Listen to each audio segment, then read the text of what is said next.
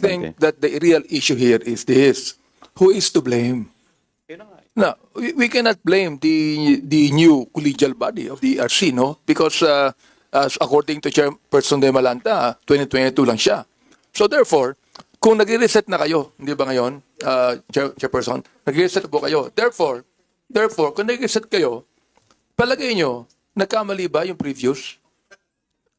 Hindi, kung malaman, nagkamali ba yung previous? And you should have been the one who should make sure to make them be penalized and then proceed with the reset process. Walang nangyari, Mr. Chairman. No meeting with Mr. Non. As testified now, he was the one who said, let's have a meeting. No meeting at all. So that is why it is now many, many years, plus the 7 years, we had more years. And that is why this is the problem now.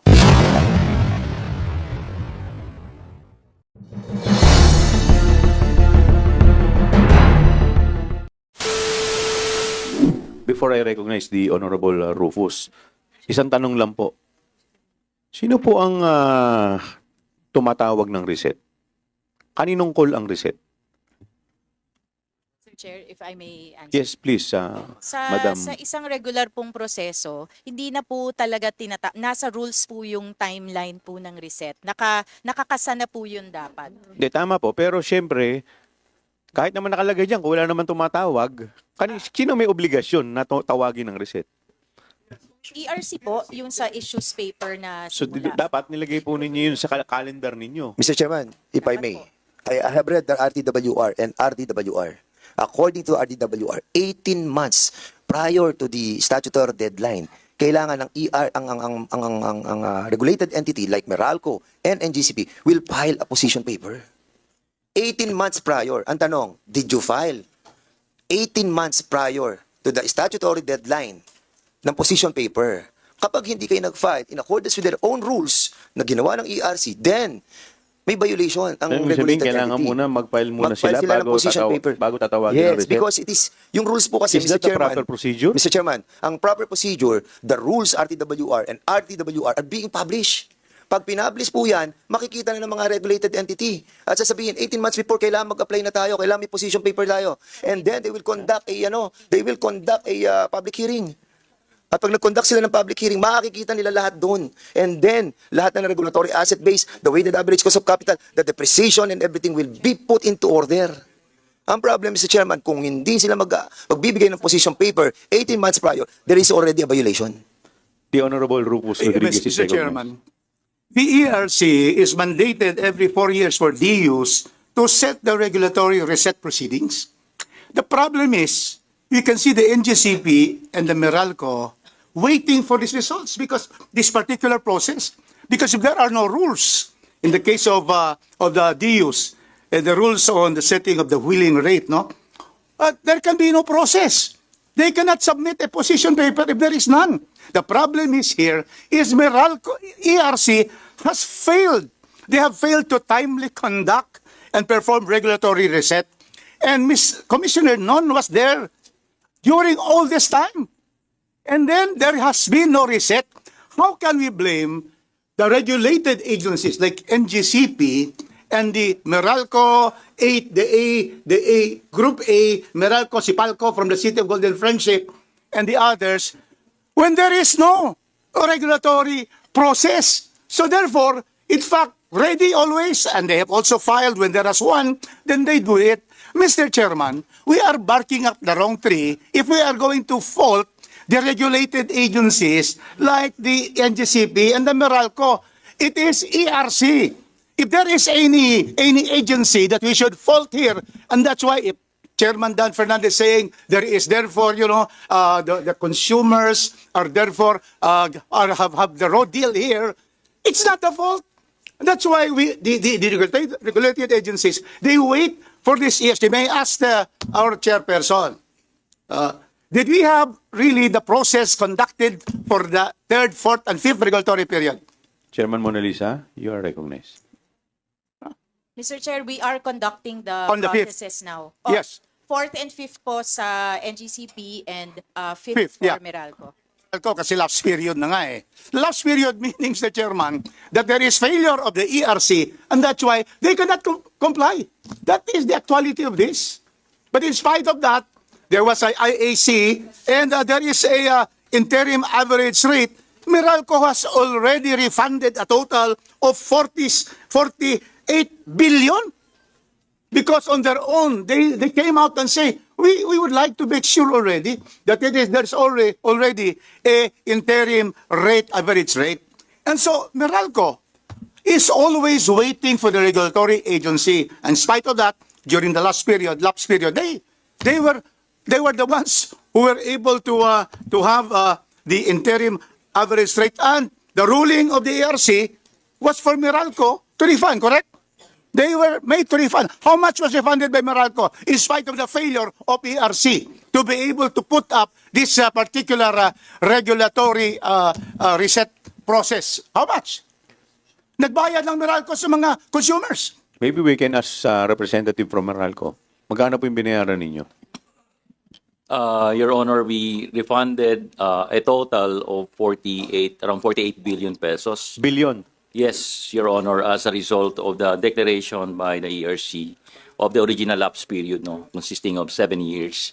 And we are proposing to refund again another about 19 billion pesos for the latest, as a result of the latest declaration by the ERC that the 3 years of the original 5 RP is declared lapse period. So who was the chairperson at that time of ERC? The one who should be Chairman. calling the reset. Ay, marami na pong chairs po pinagdaanan po. I think the first period was Chair Ducot, and then there was Chair Salazar, and then Chair Agnes. No, but de I think the issue here is not the first, the second. The issue is the fourth. Na hindi, third. So, third and the fourth. So, sino ang chairperson nung third and fourth? Because yung first tsaka second, they did their job. So, yung third at tsaka fourth, I think we should invite them. Mr. Chair, Yes, Congressman. I would Abante. think that the real issue here is this: who is to blame? No, we cannot blame the new collegial body of the ERC, no? Because as according to Chairperson De Malanta, 2022 lang siya. So therefore, kung nag-reset na kayo, hindi ba ngayon, Chairperson, nag-reset po kayo. Therefore, kung nag-reset kayo, palagay nyo, nagkamali ba yung previous? Hindi, kung malaman, nagkamali ba yung previous? Sabihin nyo. Kaya Sabihin nyo, nagkamali ba yung Yes, previous? ma'am, sino ito? Mr. Chairman, if I may add, para at least maging transparent tayo sa fair, Yeah. Kasi meron tayong mga carry over ng mga commissioners from the last batch of commissioners. And they were part of the decision making during that time na ito ang naging resulta. At until right now, yung kino-question po natin na decision nila para sa lapse period, again and again, sasabihin po natin, Mr. Chairman, talagang mali ang confirmation process that they have adopted. So siguro, tanungin natin, Mr. Chairman, Commissioner Maceda. Oh yes, si Commissioner Maceda. Would you like to? Thank you, Mr. Chairman.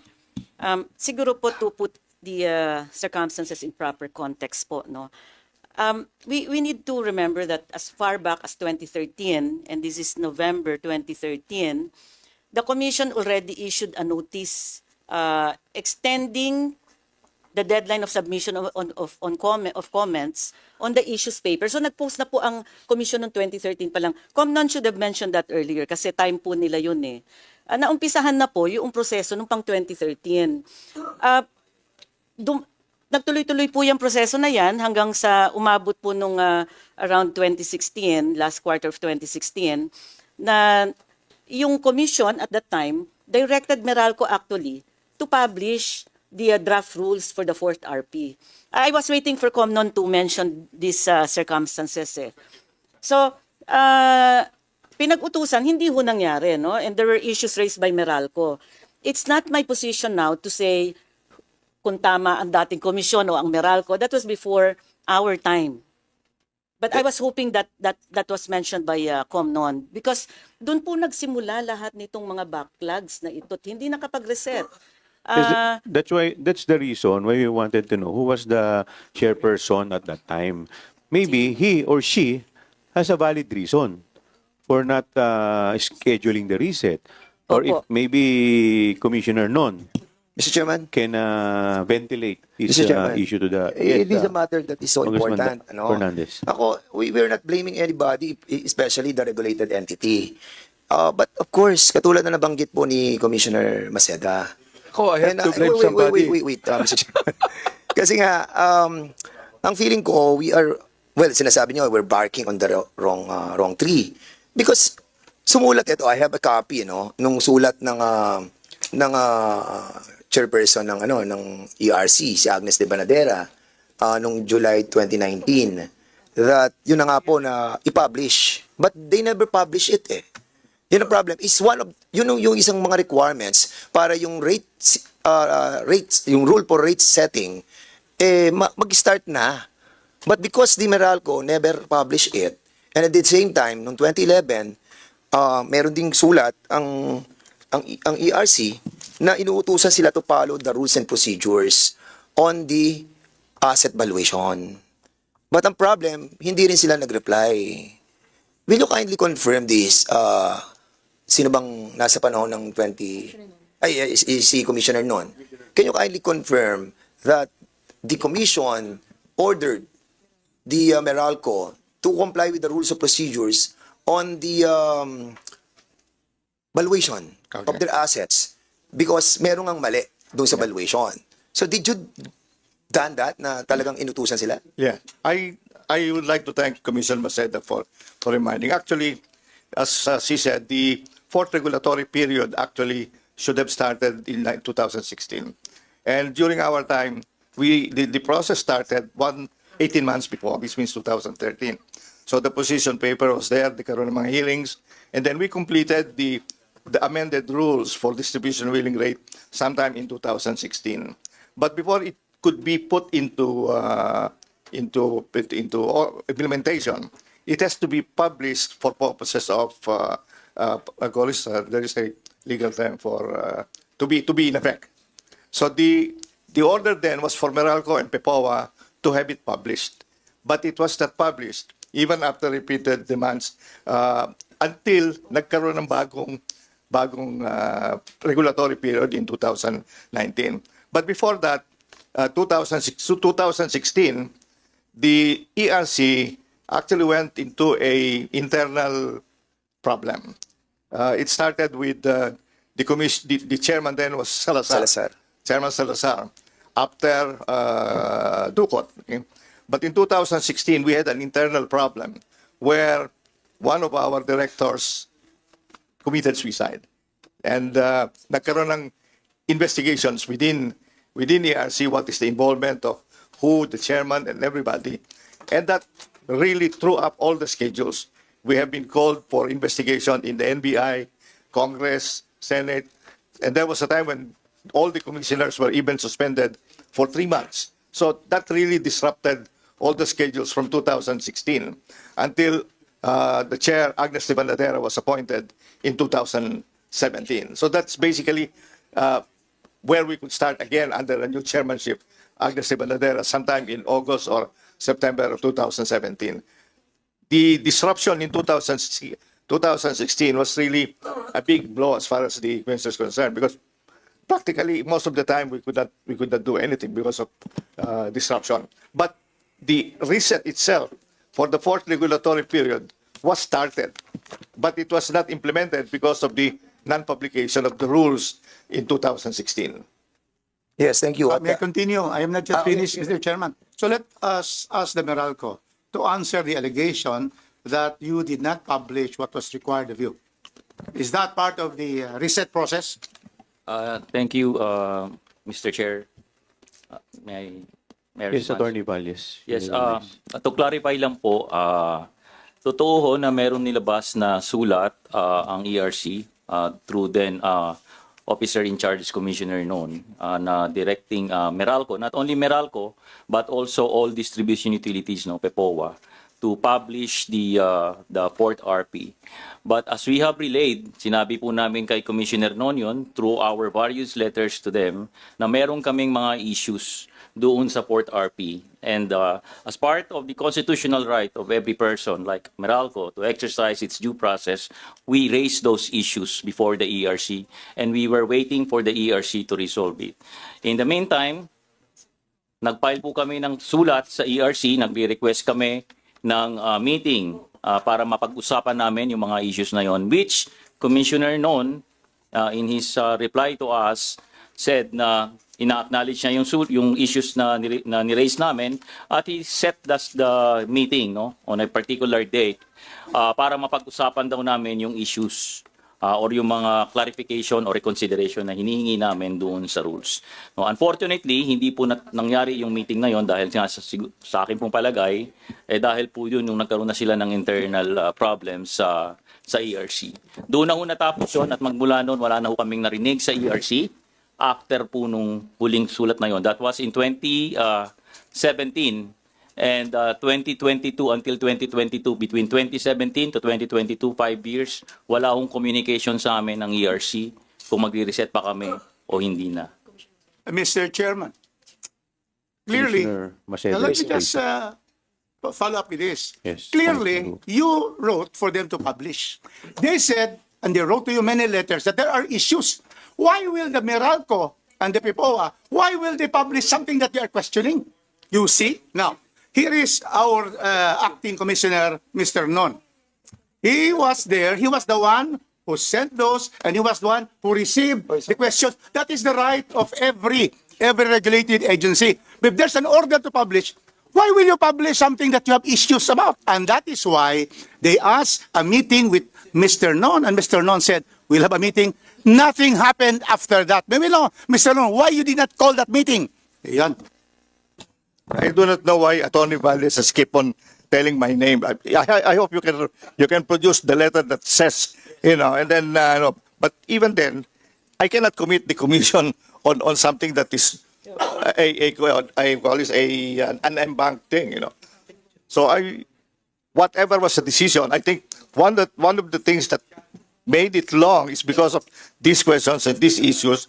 The hearings and the process became too long. No, the hearings became too long because of the failure of ERC, including you, Mr. Non, who was there. And you should have been the one who should make sure to make them be penalized and then proceed with the receipt process. Walang nangyari, Mr. Chairman. No meeting with Mr. Non. As testified now, he was the one who said, let's have a meeting. No meeting at all. So that is why it is now many, many years, plus the 7 years, we had more years. And that is why this is the problem now. And to blame the NGCP who are just willing to go into this reset process because it's also for them. For Meralco, a reset process may mean a higher rate. It may also mean a lower rate, but it has to be done, Mr. Chairman. And just to correct, the present rate now of Meralco is at 1.38 centavos. It is already 1.35. Wala na yun, Chairman Dan, ang 1.38. Wala na yun. 52 na because there was a decision of the ERC. So that is why now the rate is lower than the 1.38 that you are saying. Just to make the matters on record. Now, let me proceed, Mr. Chair. Mr. Chair, para correct kasi what I'm trying to say a while ago. Yes, I yield to my good friend. Yeah, kasi 138 na sinasabi ko from 2011 to 2022 ang 1.38. Then they nag-applied po sila ng 1.35 ang naging application nila which was approved by the IRC. Yun po yung aking intention kanina. Mr. Chair. Okay, with the indulgence of, are you true, Congressman Not yet. Lupos? Not yet. Because I have many I was the one points. on the floor. Just one I quick on the floor. I question. yield again to... Yes. Thank you. Please continue, Just Congressman. one quick Dizon. question with regard to the fifth regulatory period of Meralco. During the franchise application, I even asked this, what will happen to the fifth regulatory period? They answered, it will start July 1, 2022. So, ano nangyari? Maybe ERC, isn't it ERC, dapat yung fifth regulatory period nila mag-start ng July 1. Kasi during franchise nila, tinanong ko yan what happened? Bakit? Was it suspended? Bakit hindi natuloy? Mr. Chair? Meron po silang final na application for the 5th RP sometime, I think May na kayo nag-file. May 2 months extension pong binigay. So, hindi po talaga, so by the time they filed, ilang buwan na lang po yun. Tapos po, we had to resolve the issue regarding the interim rate and the AWAT kasi po merong motion for reconsiderations that were filed. So all these related issues needed to be resolved by the Commission before we move forward on the 5th regulatory period. So when you say it has to be resolved by the commission, nagbotohan ba kayo doon? So anong score ng boto? 3-2 po. Yun yung gusto ko na malaman kasi. So, may process, nagkabotohan. So, etong problema, Mr. Chair, naapektuhan na naman tayo because of the botohan na yan. So, I think next time, if we have another chance, na, can we invite those dissenting siguro yung, kung ano yun, lahat ng commissioner? Kasi nagbotohan eh. It's very important na kung naipasa yun, hindi na-suspend yung PIP-RP nila, sana nagkaroon tayo ng reset na naman. So, nagkaroon tayo ng botohan. So, it's high time na siguro mamaya, no, during the plenary, yung inyong, ang inyong, ano ba yun, yung, sige, Mr. Chair, yun na lang, Mr. Chair, thank you very much.